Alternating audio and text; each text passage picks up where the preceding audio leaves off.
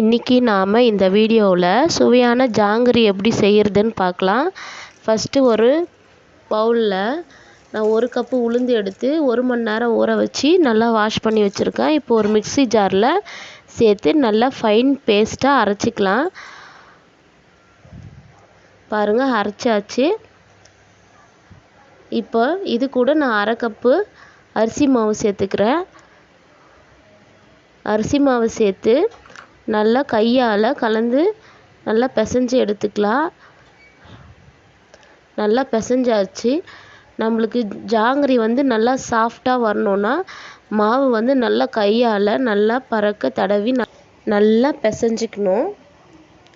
எந்த அளவுக்கு நம்ம பிசைகிறோமோ அந்த அளவுக்கு சாஃப்டாக வரும். இப்போ நான் ஆரஞ்சு ஃபுட் கலர் ஆட் பண்ணிக்கிறேன். ஆட் பண்ணிவிட்டு நல்லா கலந்து விட்டுக்கிறேன். நல்லா மிக்ஸ் பண்ணணும். நல்லா மிக்ஸ் பண்ண அந்த மாவு பார்த்திங்கன்னா நல்லா ஃப்ளஃபியாக வரும். ஜாங்கிரியும் ரொம்ப சாஃப்டாக நம்மளுக்கு கிடைக்கும். மேக்ஸிமம் நீங்கள் பார்த்திங்கன்னா நல்ல ஒரு அகலமான தட்டில் வச்சு தான் இந்த மாவு நீங்கள் நல்லா பிசையணும். அப்போ தான் நம்மளுக்கு கரெக்டான பதத்துக்கு ஜாங்கிரி கிடைக்கும். ஓகே, இப்போ ரெடி ஆகிடுச்சு. இப்போ இன்னொரு பாத்திரத்தில் பாகு ரெடி பண்ணிக்கலாம். இப்போ ஒரு பாத்திரத்தில் 1 சொம்பு தண்ணி ஊற்றி 1/2 கப்பு சர்க்கரையை சேர்த்து நல்லா கலந்து விட்டுக்கிறேன். நாங்கள் சுகர் கம்மியாக சாப்பிட்றதுனால நாங்கள் லெஸ் குவான்டிட்டியில் சுகர் ஆட் பண்ணிக்கிட்டோம். உங்களுக்கு ஏற்ற மாதிரி நீங்கள் சுகர் ஆட் பண்ணிக்கோங்க. நான் ஏலக்காய் தூள் ஒரு பிஞ்சு சேர்த்துருக்கேன். சேர்த்துட்டு நல்லா கலந்து விட்டுக்கிறேன். சர்க்கரை நல்லா கரையணும். இப்போ அதுக்குள்ளே நம்ம ரெடி பண்ண வச்ச மாவை பைப்பிங் பேப்பருக்குள்ளே போட்டு நல்லா டைட்டாக பேக் சைடில் ஃபோல்ட் பண்ணிக்கலாம். பாருங்கள், இது போல் இருக்கணும். அப்போ தான் நம்ம கரெக்டாக ஜாங்கிரி புழிய முடியும்.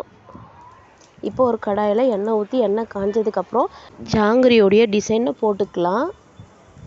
பாருங்கள் எவ்வளோ அழகாக வருதுன்னு. இதே போல் இருக்கிற பேட்டரில் நம்ம ஜாங்கிரி செஞ்சுக்கலாம். பாருங்கள் எப்படி உப்பி வருதுன்னு. இப்போ நம்ம திருப்பி விட்டுக்கலாம்.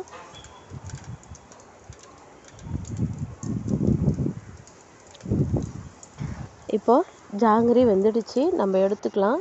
இப்போ பாகில் ஃபுட் கலர் சேர்த்து நல்லா கலந்து விட்டுக்கலாம். கலந்து விட்டாச்சு. இப்போ நம்ம ரெடி பண்ணி வச்சுருக்கிற ஜாங்கிரி எடுத்து பாகுக்குள்ளே போட்டுக்கலாம். ஒரு 10 மினிட்ஸ் ஊறட்டும். இப்போ பாருங்கள், சுவையான ஹெல்தியான ஜாங்கிரி ரெடி ஆகிடுச்சு. இதில் வெறும் உளுத்தம்பருப்பும் ப்ளஸ் ஒரு 1/2 கப்பு அரிசி மாவு மட்டும் தான் சேர்த்துருக்கேன். நீங்கள் வீட்டில் இருக்கிற குழந்தைங்களுக்கு செஞ்சு கொடுக்கலாம். பாருங்கள் ஜாங்கிரி எவ்வளோ சாஃப்டாக இருக்குது. இதில் எவ்வளோ ஜூஸியாகவும் இருக்குது பாருங்கள். ப்ரெஸ் பண்ணால் தெரியுது பாருங்கள் எவ்வளோ ஜூஸ் வெளியே வருது பாருங்கள். ஸோ ரொம்ப சாஃப்டாகவும் இருக்குது. நீங்களும் வீட்டில் ட்ரை பண்ணி பாருங்கள். தேங்க்ஸ் ஃபார் வாட்சிங் மை வீடியோ.